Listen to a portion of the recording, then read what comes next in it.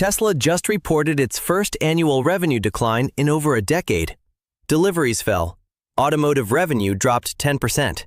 The core business, the one that made this company famous, is contracting. And the market is pricing it at 124 times EBITDA.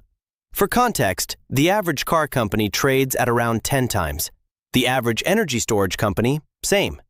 Tesla is not trading at a premium to peers. It's trading at a different altitude entirely, as if the comparison is irrelevant, as if the peers don't exist. Either the market is seeing something that most people aren't, or this is the most expensive act of faith in the history of the auto industry. That's not a rhetorical setup. That's genuinely the question. And it doesn't have a clean answer.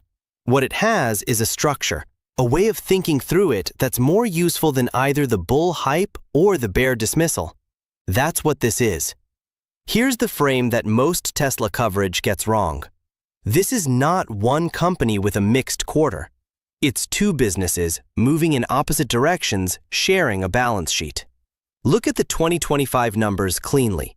Automotive revenue, $69.5 billion, down 10% year over year. Volume at 1.636 million vehicles, down 9%. Margins under pressure from pricing competition, softening global EV demand, and the quiet expiration of regulatory credits that had been padding the numbers. Automotive gross margin, excluding those credits, came in at 15.4%. That's not a premium brand margin. That's a business being competed at. Now the other business, energy generation and storage, $12.8 billion, up 27%. Megapack deployments hit 46.7 gigawatt hours, a 49% increase in a single year. Services and other revenue, $12.5 billion, up 19%. Free cash flow for the full year, $6.22 billion, up 74%, even as total revenue fell. That last number matters more than it looks. Revenue contracted and free cash flow nearly doubled. That only happens when a high-margin segment is scaling fast enough to offset volume pressure elsewhere. The energy business is doing exactly that. It's not a side story, it's starting to run the cash flow narrative. Most of the headlines in 2025 focused on the delivery miss, the EV slowdown, Elon's attention being elsewhere. Here's a genuine question. Did you notice the energy numbers running in parallel? Because those two stories don't belong in the same headline. They belong in a conversation about whether Tesla's identity has already shifted, and the market just hasn't updated the label. Overall gross margin held at 18%. Operating income fell 38% to $4.36 billion, a 4.6% margin, compressed by heavy investment in platforms that don't generate revenue yet. Non-GAAP net income, $5.9 billion. GAAP EPS, $1.08. These are the financials of a company in transition, not in distress, in transition. The difference matters. Whatever you think about Tesla's future, this is true. They can afford to be wrong for a long time before it becomes a problem. Total cash and investments at year-end, over $44 billion. Long-term debt, roughly $8.5 billion. Debt to equity below 0.18. Debt to EBITDA well under 1.0. Operating cash flow for the year, $14.75 billion.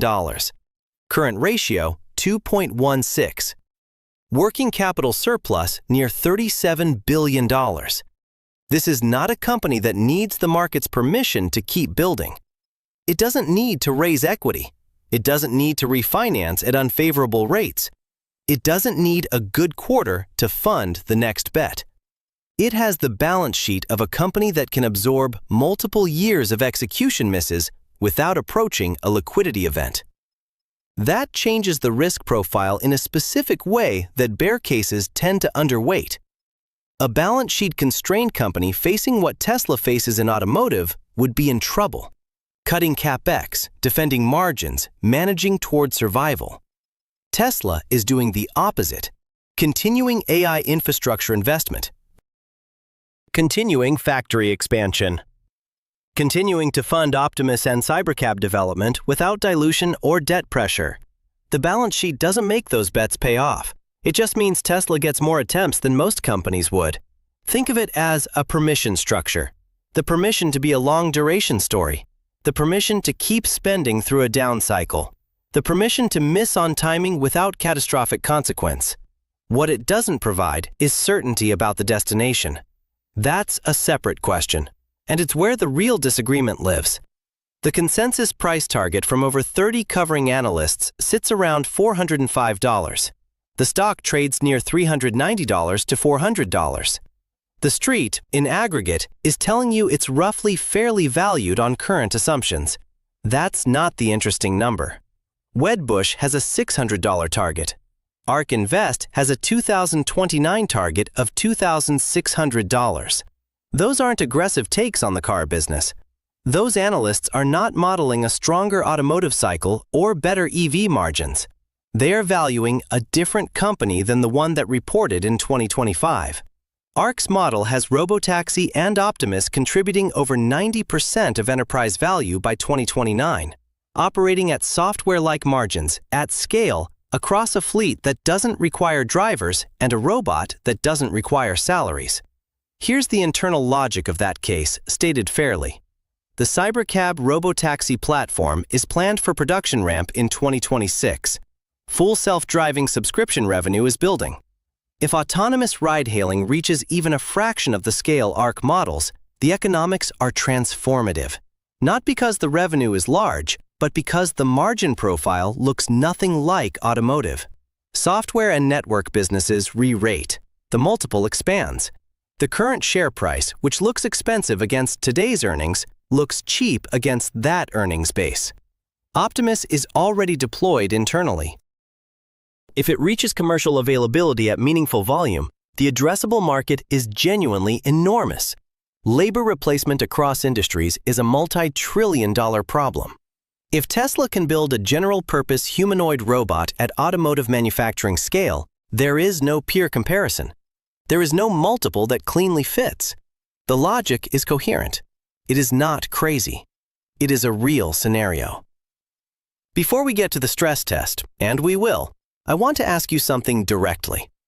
Based on what you know right now, do you think the Cybercab is on a 2026 timeline, a 2029 timeline, or a we'll see timeline? Hold that answer. It's going to matter in the next few minutes. Strip away the Robotaxi. Strip away Optimus. Strip away full self-driving at scale. Just take the business that exists today, the revenues, the margins, the cash flows, and ask what it's worth. The answer is uncomfortable if you're long. Traditional DCF models run on conservative assumptions. 15% long-term revenue growth tapering to a terminal rate, 10% discount rate, produce intrinsic value estimates in the $27 to $70 per share range. That's not fringe analysis. Guru focus and comparable methodologies land there consistently. It's what the math produces when you anchor to current earnings power. The stock trades near $400, which means somewhere between $330 and $370 per share is pure optionality. Value assigned to outcomes that haven't happened on a timeline that hasn't been confirmed at margins that have never been demonstrated at this scale. Return on equity for 2025, approximately 4.9%. That's the return on the actual capital deployed. It's compressed by heavy investment in unproven platforms, yes, but it's still the number. The business is not currently earning at a rate that justifies the price on fundamentals alone. The bear case doesn't require Tesla to fail. That's the part worth sitting with. It requires automotive margins to stay under pressure. Plausible, given BYD's volume growth and legacy automaker acceleration. It requires the AV regulatory and commercial timeline to slip by a few years, which is historically the norm for transformative technology. It requires the multiple to compress towards something approaching peer levels as patience runs out. Peers trade at 10 times EBITDA. Tesla trades at 124 times. You don't need a crisis to close that gap. You just need delay. and the stock halves. That's the bear case. No catastrophe, just the future being slightly harder than priced. The current U.S. policy environment does something unusual for Tesla. It cuts in multiple directions at once, and none of them are clean. Start with the damage. The rollback of federal EV tax credits under the Inflation Reduction Act removes a demand subsidy that has been quietly supporting U.S. EV adoption. That's a headwind for automotive volume in the near term, the segment already under pressure. Now the support. Deregulation of autonomous vehicle approvals at the federal level could compress Tesla's Cybercab commercialization timeline by years, not months. If the regulatory gate opens faster than expected, the bull case timeline moves forward. That's not a trivial upside scenario. It's potentially the most important policy variable in the entire Tesla thesis. Tariffs on Chinese imports are simultaneously protective and costly. They shield Tesla's roughly 59% domestic EV market share from BYD and low-cost Chinese entrants that are genuinely threatening in every other market. At the same time, Tesla's supply chain has deep ties to China. Battery components, rare earth materials, the Shanghai Gigafactory as a manufacturing hub. Tariffs raise input costs on one end and protect market share on the other. The net is ambiguous. The geopolitical friction around U.S.-China relations adds a layer of supply chain risk that vertical integration only partially offsets. In-house silicon carbide production and long-term lithium contracts reduce exposure, but reduce, not eliminate. The clean read on policy. It is not a tailwind or a headwind. It's a series of trade-offs. The one lever that could genuinely move the story is AV deregulation, because that touches the highest value optionality in the entire thesis. Watch that one specifically. The rest is noise by comparison. Macro conditions. A yield curve in modest positive territory. Core PCE easing toward 2.6%. The dollar stable near 100. GDP growth projected at 2 to 2.5%. Provide a neutral to supportive backdrop for capital-intensive growth names. The financing environment is not the constraint. The execution environment is. Not a prediction, a framework. 3 scenarios, each mapped to conditions. Because the honest answer is that all 3 are live, and the one that plays out depends on things no one currently knows. Base case. Automotive margins recover gradually toward mid-teens as pricing pressure stabilizes. Energy and storage revenue continues scaling. The backlog is real. The demand is structural. The execution has been demonstrated. Services revenue builds quietly. Earnings grow in the mid-single digits. The stock moves sideways or drifts modestly. Why? Because the market has already priced this scenario. There's no re-rating catalyst in a base case. You hold the position and wait for optionality to resolve. Bull case. Cybercab reaches commercial scale in 2026 or 2027. Full self-driving subscription revenue crosses a threshold where it registers as a software business, not a feature. Optimus generates external revenue, either through licensing or direct deployment, at margins that look nothing like manufacturing. The business re-rates. Investors who bought at $400 on automotive fundamentals wake up holding a software and AI platform. ARK's number still looks aggressive, but the direction of travel is correct. Current prices are deeply cheap in hindsight. Bear case. A V commercialization slips, commercially, regulatorily, or technically. The 2026 Cybercab timeline proves optimistic. Automotive margin recovery stalls as Chinese EV competition intensifies globally, not just domestically.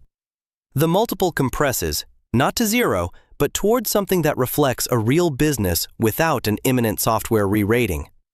Somewhere between 20 and 40 times EBITDA, perhaps.